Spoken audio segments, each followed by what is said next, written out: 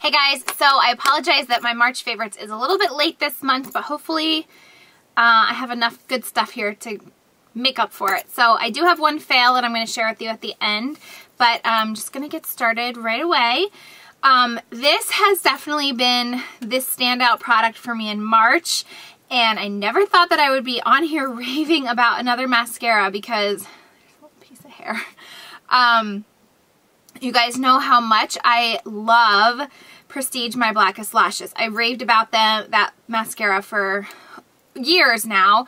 It's $6, easy to find at the drugstore, has blown all these other high-end mascaras away that I've tried. I love it. Until now. Now, it's not that I don't like that one anymore, but I have discovered a new one that I am just madly in love with. And it's MAC Hot and Naughty Lash.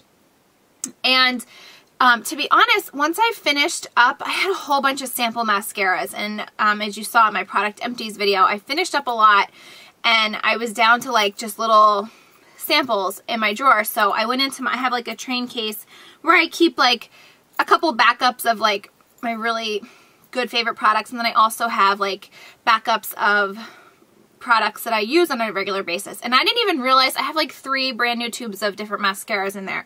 This was one of them. I don't even remember when I purchased this, or like, I don't know, but it was a brand new unopened box and tube, and so I wanted to start using a new mascara again. So I just thought, oh, I'll just give this one a try. I kind of like this better than the Prestige one.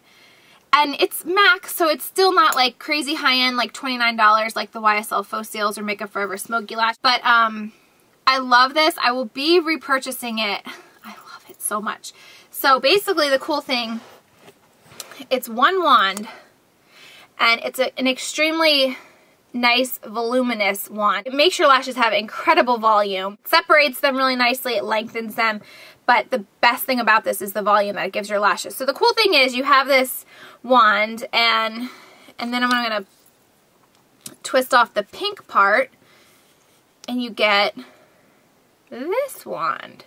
So it's the same exact wand, but this was kind of like inside. Let's see if I could show you the other tube. And I don't like taking it out without the tube because you'll see what happens. It pushes all that mascara and it gets kind of gunky. But basically, this is the wand. It just has a little bit more support when it's combined with the other one. So that's kind of the concept. But like I said, when I go to use it, I use the full size. This is hard to explain. I first coat my lashes with the purple cap, and then I put it back in the tube, twist it, and then take the pink cap off, and I go over it again with the thinner one. But this is where you're really going to get the volume on your lashes. I can't even tell you how many compliments I've gotten, people asking me what I'm doing to my eyelashes, if I'm wearing fake eyelashes. It's this mascara. I've never had people ever notice my eyelashes before unless I was wearing fake lashes. But with this mascara, people are actually like, what is on your eyelashes? Amazing stuff. Would definitely recommend it. So there was really only one constant as far as eyeshadow combinations for me this month, and it started with Benefit's Birthday Suit, which is a cream shadow, and this is in their new packaging. I actually have a haul that I filmed probably a couple weeks ago now, where I feature a whole bunch of new Benefit products, so that'll probably hopefully go up after this video. But they repackaged Benefit cream shadows, powder shadows, and lip glosses, and it's a much nicer, like wider package, but the color is so gorgeous. I don't ever have to put a primer down. I don't use a primer. I don't have oily lids, but I have never experienced any creasing with these, and the staying power on them is amazing. So I've been using this kind of just as a base on its own, and then my favorite way to wear it is with MAC All That Glitters over top. And I finally hit pan on it this month, which was so exciting for me because I've had this color for quite a long time. It's like a little rose gold. All That Glitters is definitely not a new color. You guys have all heard about it. But you can kind of see how they look overlapped there. This has kind of just been my constant. And I honestly think when I pack my hospital bag, I'm either just going to take this cream shadow or maybe just take both. I loved it so much. Last time I was at the MAC store, I actually picked up, I normally buy the shadows in a pan form, but All That Glitters, I just love it so much, and I've been wearing it so much that I actually bought it in a little pot just for travel purposes, like to just have to throw in my bag. So, so I think when I go to the hospital, I'm going to bring some makeup, nowhere near like the extent of what I would normally use on my face. I'm either just going to take one or both and just use this, just for pictures and stuff. But I love all that glitters, and I'm so glad that it's permanent at MAC. It will be a nightmare if they discontinue it ever. So that's really it for eyes. And then a new product I discovered this month was the Tarte BB Primer. It's a tinted treatment primer, and the way I discovered this was in that haul video, which I haven't posted yet. I got the little deluxe sample as like 100 or 200 point perk or something, and I chose it in the color medium, which is actually a little bit too dark for me right now. But I loved how it looked on my skin. So the last time I was in Sephora, I got a little sample of it in the shade Light. It comes in 4 shades, fair, light, medium, and dark. So this is the color Light. And when I first got this, I was just wearing it by itself, like as my foundation. And it actually gives you a very nice base. Like, it actually gives you pretty good coverage. It blends into your skin really nicely. It holds up throughout the day. So when I first got this and I was trying it, I was just using it as my sole face makeup. And then I wanted to just experiment with it a little bit more, and I started actually just using it as a primer underneath my foundation. I've tried it under NARS Sheer Glow, Makeup Forever HD, Makeup Forever Matte Velvet Plus, and Laura Mercier Silk Cream Foundation, which is what I have on today. To be honest with you, it's, I don't know, 9 o'clock at night, so my makeup has completely worn off. But I've tried it with several different foundations, and I can honestly tell you I love it the same with all of those. It lasts throughout the day so well, holds up on a nice long work day, and on top of that, it just makes your skin look perfect. So I'm definitely going to be purchasing the full size. When I run out of this, I'm probably going to get it in the light color. Like I said, I have the medium, but it's just a little bit too dark for me, and it's a really nice, generous size sample. So I'll have this when and if I ever get a tan again. But I really like it, and I love that Tarte makes their products are like all natural, and they don't contain any chemicals or mineral oils in them. It was really funny because when I went into Sephora and I asked for a sample of it, they said, did you want the primer? They said, did you want the BB cream or the foundation or the primer? And I was like so confused. I didn't realize, because this was the first I'd ever seen this. It's a BB primer. It's not a BB cream.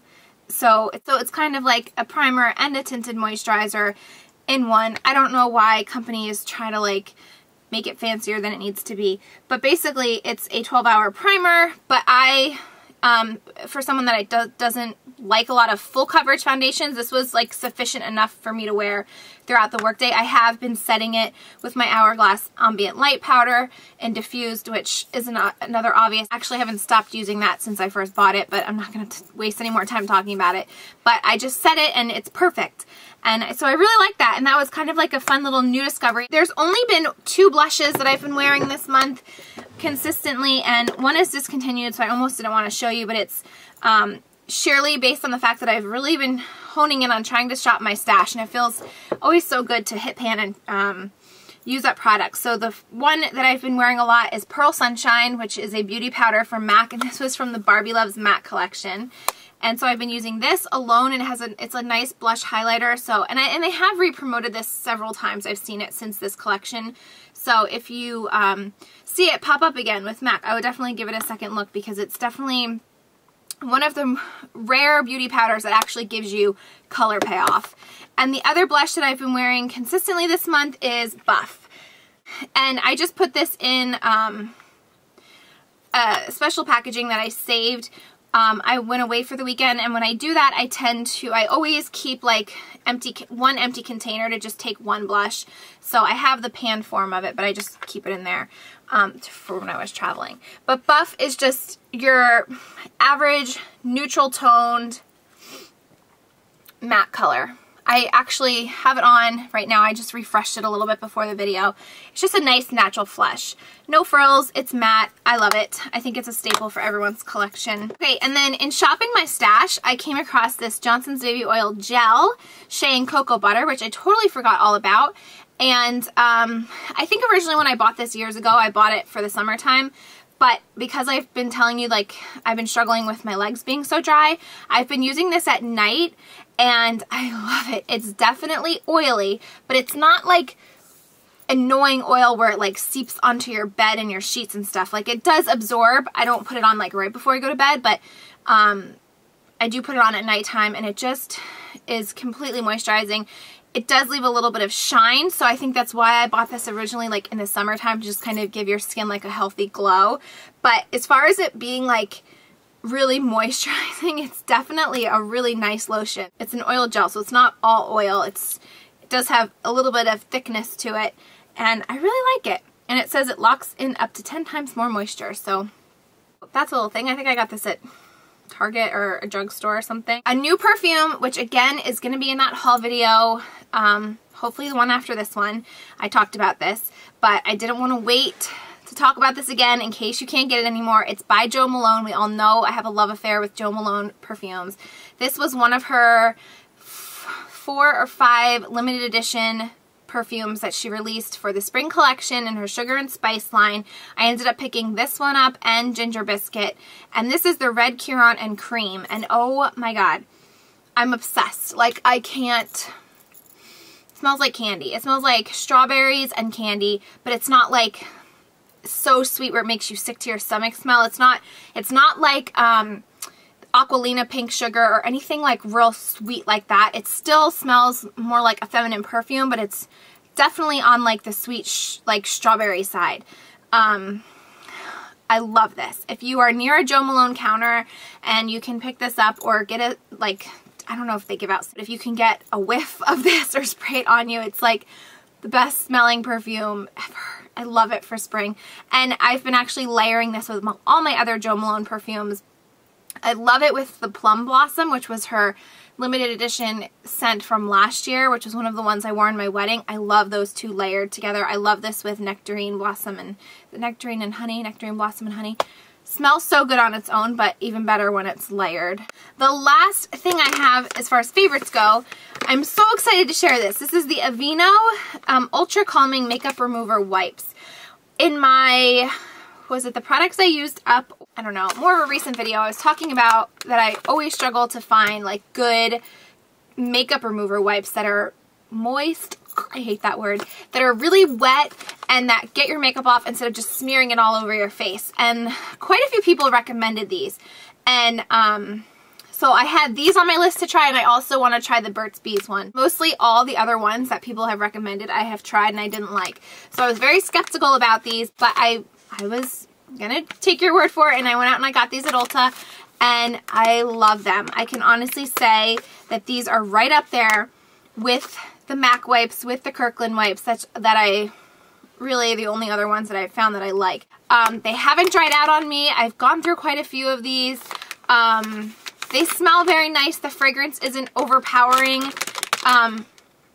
Very, very soft smelling, and it is so, they work so well at taking makeup off. I don't wear waterproof makeup mascara, so I can't speak for waterproof, but these work wonders. If you're like me and you've struggled to find good wet makeup remover wipes that actually remove makeup, try these. They're really, really great. You get 25 of them, and I think I paid around $6 or $7.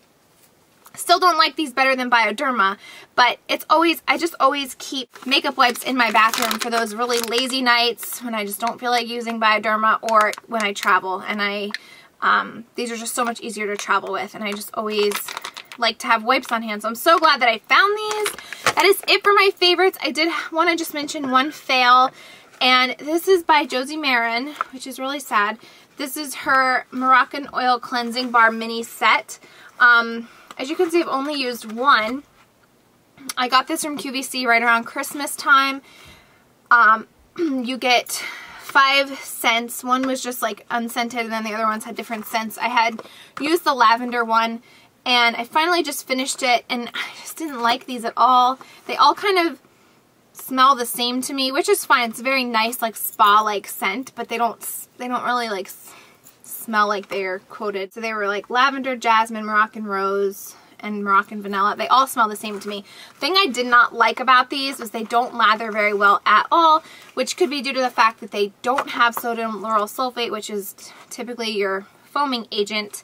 But I just felt like I just couldn't get like a good lather, and I didn't feel like these were making my skin clean at all. So I don't even know that I'm gonna use these. I might just stick these like in my drawers to just make my clothes smell nice. But I just wanted to let you guys know in case you were ever contemplating picking these up or trying them. I've never really seen them at Sephora. I've only ever seen them on when she's on QVC and on QVC's website, but I thought it would be worth a mention just to let you guys know, because you know, for the most part, I'm a huge fan of her products.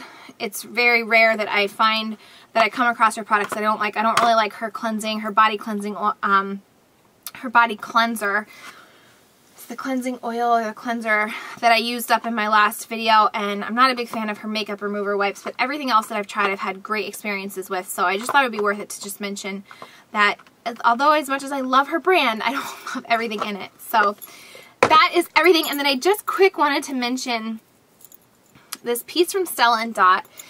These are all from Stella & Dot, and I'll link each of them below so you can actually look more into them. But I wanted to specifically talk to you guys about this piece.